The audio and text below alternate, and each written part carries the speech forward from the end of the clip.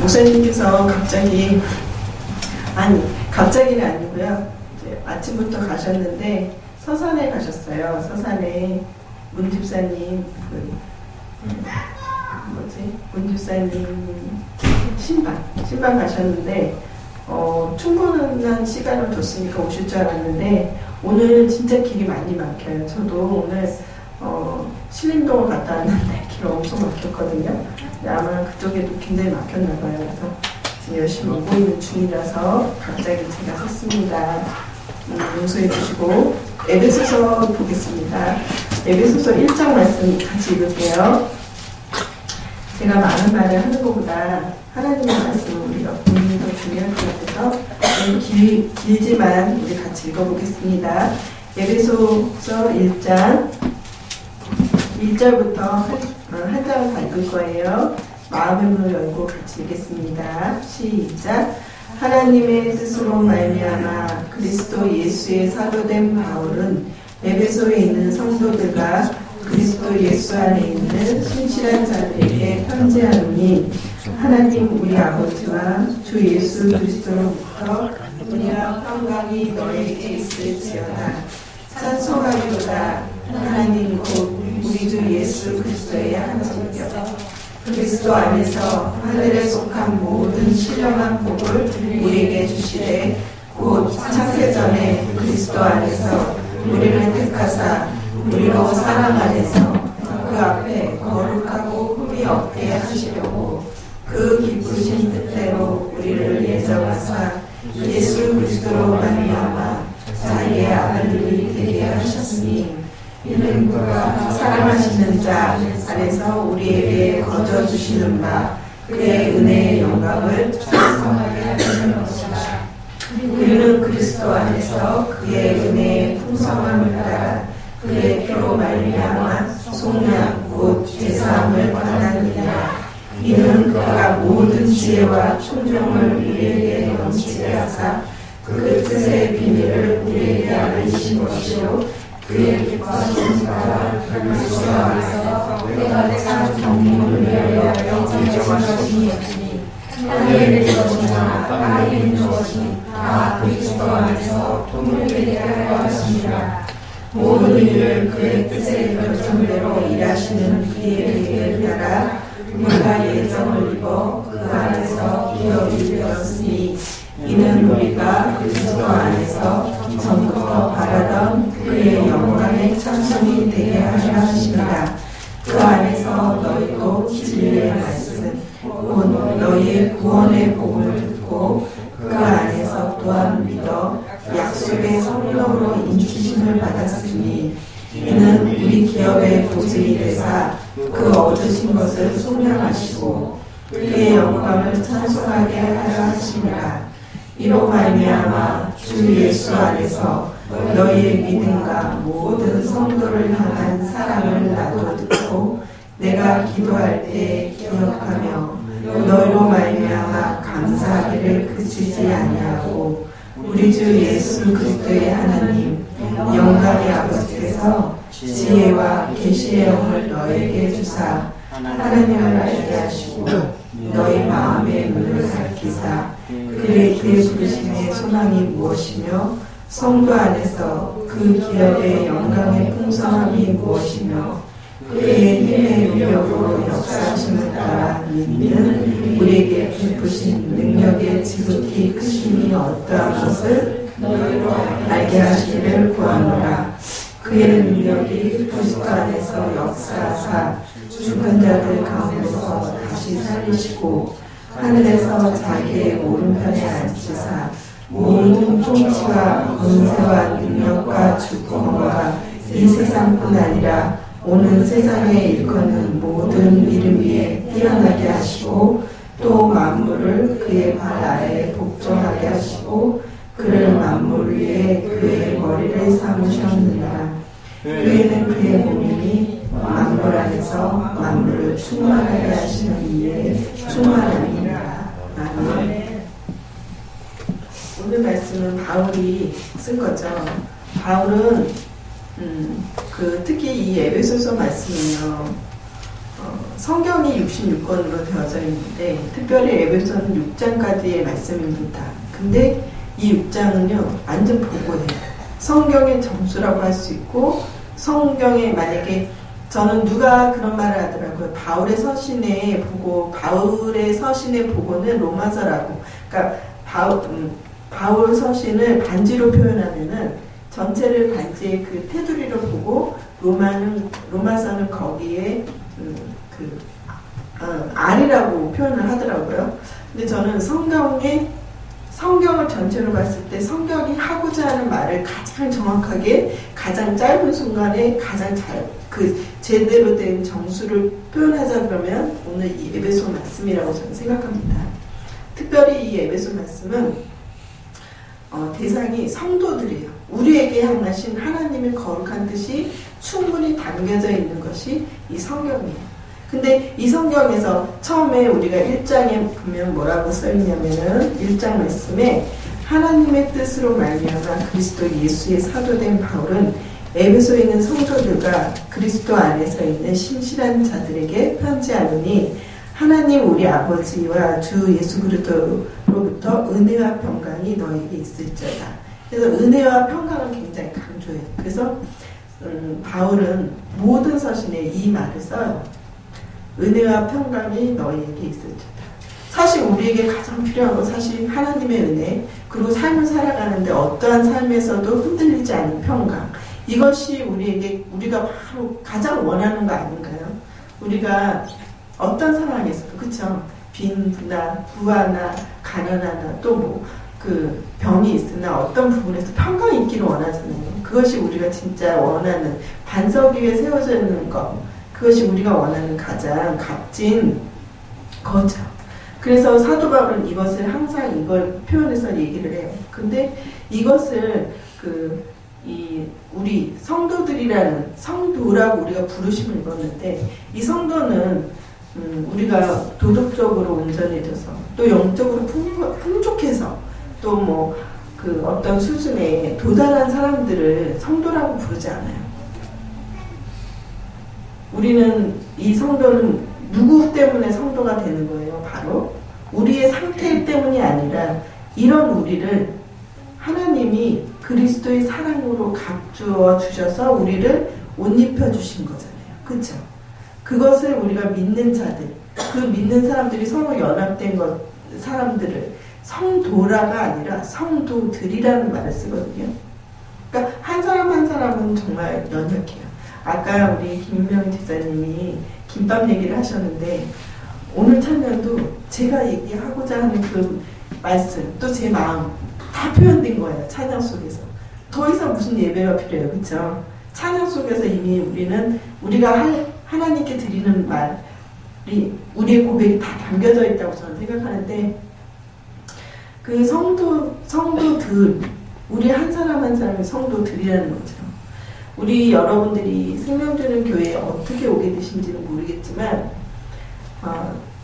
저 같은 경우는 제가 이제 그 생명주는 교회를 오게 된 가장 큰 이유는 바로 뭐였냐면요. 저는 진짜 성도가 되고 싶었어요. 그 욕심을 가지고 오늘 우리 여기로 왔어요. 누가 그러더라고요. 결혼을 왜 하냐 그러면 사랑받기 위해서 결혼하잖아요. 대부분의 사람들이. 그렇지 않나요? 전 그랬어요. 저는 저희 남편이 여러분들 아시겠지만 저희 남편이 저를 진짜 많이 사랑해 줬거든요. 어느 정도였냐면 좀 뭐랄까 그러니까 말없이 참 사랑해 주는 그런 사람이었던 것 같아요. 지금 이제 생각해 보니까 우리 남편 같은 경우는 저를 회사에서 기다리는 걸 뭐 4시간 제가 막 3시간 또 저는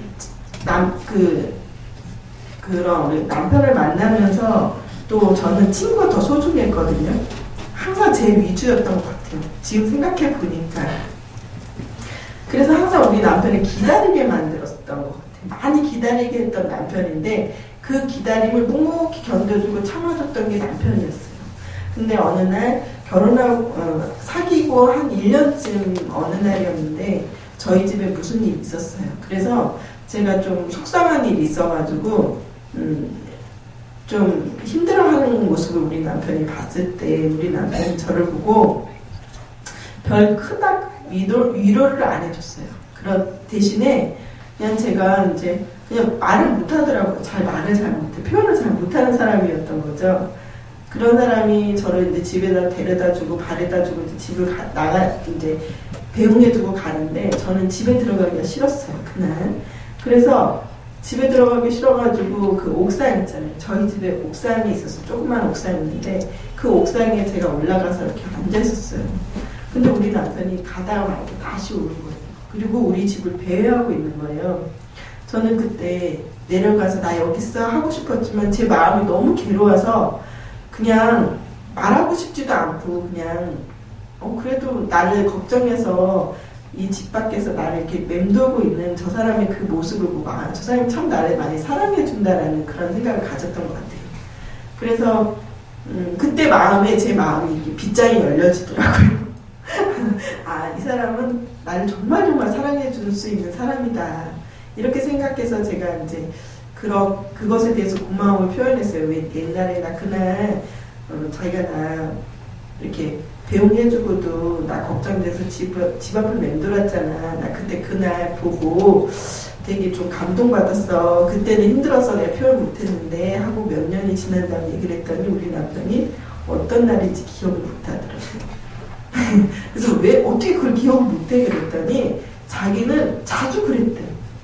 자주 우리 집 앞에서 그냥 이렇게 배회를 많이 했기 때문에 딱 그날이라고 할 수 없을 정도로 많이 그랬다는 얘기를 또 하더라고요. 근데 또 제가 더 감동을 먹게 된 거예요. 그래서 결혼을 했으니까 제가 얼마나 사랑을 받았겠어요. 그쵸? 사실 지금도 엄청난 사랑을 받고 있어요.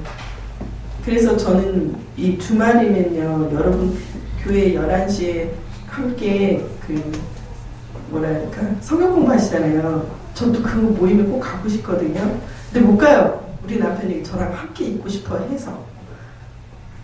그래서 또 주일날은 또 제가 또 교회에 있다 보니까 항상 제가 이렇게 없는 자리가 너무 많으니까 남편이 토요일만큼 어디 나가는 걸 되게 싫어해요.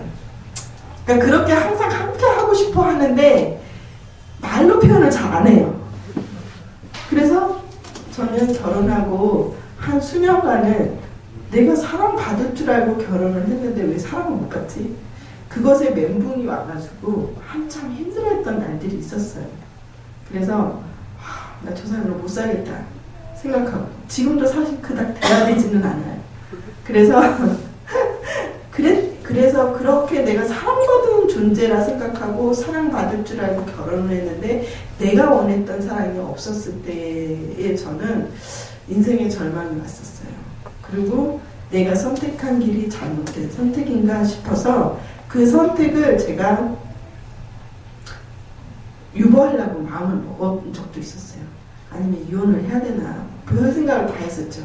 왜 20년을 살면서 무슨 생각은 없겠어요. 그쵸? 그렇게 여러 생각이 많았었는데 제가 잘못 생각한 거죠. 분명히 주례사 하신 그때 목사님이 저한테 어떤 말씀을 해주셨냐면 결혼을 하면 100대 100%가 만나서 200%가 될 일이 아니라 100%가 되면 잘 사는 거라는 얘기를 해주시더라고요. 그때 저는 왜 그러지? 그랬는데 결혼하고 나니까 다 알겠더라고요. 그 말의 의미를. 100하고 만났는데 100이 되기도 어렵다는 그 얘기가 뭔 얘기인지 좀 알 것 같더라고요. 그러면서 저의 삶에서 이제 마음에 새롭게 요즘 들어서 더 많이 뭉드는 거는 저 남편도 나에게 사랑받고 싶었구나. 그거를 더 많이 깨달았어요. 그러니까 저 사람이 나에게 사랑받고 싶어서 저렇게 하는 모든 행동들이었다는 거예요. 결혼하기 전에는 어때요? 결혼하기 전에는 남자는 자동적으로 사랑할 수 있는 존재예요. 근데 결혼하고 나면요, 또 그들이 보이는 거는 어떤 거예요? 또 세상이라는 사회라는 것에서 성공해야 되고 또 부양해야 되는 어떤 책임을 가지고 살다 보니까 사실 가족을 사랑하지 않는 건 아니지만 가족보다는 오히려 회사 일이라든가 바깥 일에 신경을 쓰잖아요. 그런데 저는 거기에 빈자리가 있었던 거죠. 그래서 어떤 사람은 그 빈자리를 너무 많이 느낀 사람들은 또 너무 간 사람들은 그 다시 빈자리로 왔을 때 그 자리가 자기 자리가 없음을 느끼는 요즘 그 어르신들이나 그 항원의원이 되게 많대요. 그러니까 그들이 왜 그랬냐면 저와 같은 삶을 살았을 것 같아요. 처음엔 결혼해서 살았는데 결혼한다라는 어떤 테두리 안에 가족이라는 테두리 안에 더 하지 않고 그냥 있는 거야. 가족은 가족이야. 가족끼리 이러면 안 됩니다 하는 것처럼 가족이 있었던 거죠. 그렇죠? 근데 이 나이가 들어서 제가 이런 나이라고 하면 좀 그렇겠지만 어쨌든 사랑은 노력이 필요하다는 것을 제가 이제 더 드는 거예요. 그전에는 사랑하기 때문에 사랑하는 줄 알았거든요. 그게 아니라 사랑을 이뤄가는 거더라고요. 그런 것처럼 하나님도 마찬가지더라고요. 하나님도 우리에게 무한한 은혜를 주시기로 작정하신 분이긴 하지만 그 하나님이 우리와 함께 관계를 맺어주는데 하나님은 무한한 사랑으로 우리에게 왔는데 우리는 그 사랑에 자꾸 반응을 안 해요. 근데 왜 반응을 안 하나? 제가 교회를 왔는데 제가 지금 교회 생활을 거의 12년째 교회 생활을 하고 있거든요. 근데 저는 사실 슬럼프가 많지는 않았어요. 나름 없었다고는 할 수 없지만 많지 않았어요. 근데 그 이유는 이 교회에 제가 처음 오는 목적. 그 목적은 뭐냐면 하나님의 부르심 앞에 내가 성도라는 이름으로 여기에 서서 여기에 아름다운 지체를 만들어야겠다. 아름다운 교회를 만들어야겠다는 어떤 목적을 가지고 제가 여기로 왔거든요. 그러다 보니까 웬만한 일에 그렇게 막 크게 많은 이렇게 좌지우지 되지는 않았었어요. 그런데 다른 사람들을 이렇게 보면 우리 교회 안에 교회는 사랑이 많을 것이다 생각하고 교회에 와서 교회의 사랑을 찾더라고요. 그런데 그 사랑이 없어. 자기가 생각했던 사랑이. 그래서 어떻게 해요? 여기는 사랑이 없나 봐 하고 포기하고 가신 분들도 있었어요. 그러니까 목적이 다르면 어때요? 결과치도 달라지겠죠. 그렇듯이 우리 진짜 오늘 같은 경우도 다행히 목사님이 오늘 안 오시는 줄 알고 우리 교회 사람이 참 영역이 있어요. 그쵸? 많이 안 왔어요. 참 영역이 있는 것 같아요. 근데 제가 교회 생활 지금 이전에도 했어요. 이전에도 하고 지금 제가 목적을 두고 지금 이 교회에서 있는 거는 있고 난 다음부터는 진짜 저는 여기서 성도로서 살고 싶었어요.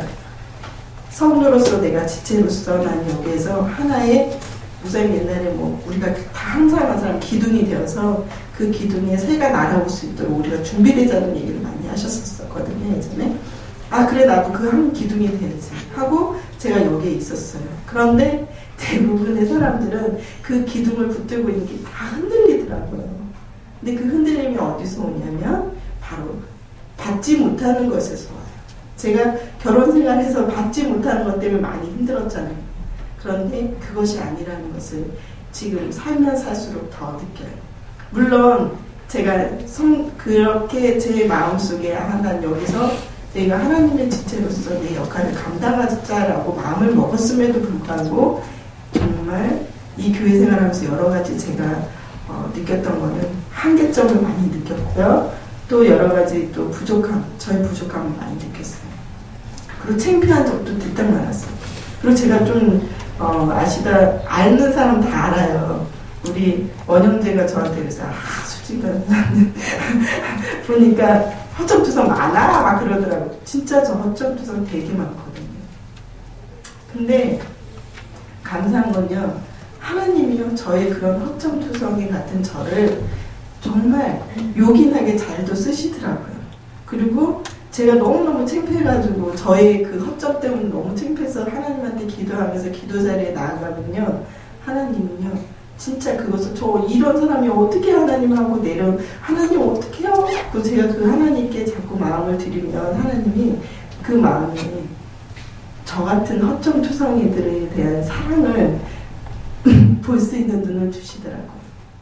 그래서 저는 감히 말씀드리고 싶은 거는 제가 교회 생활하면서 느낀 거지만 때로는 우리 슬럼프에도 빠지고 또 어때요? 어떤 시련이 와요. 삶의 어려움이 와요.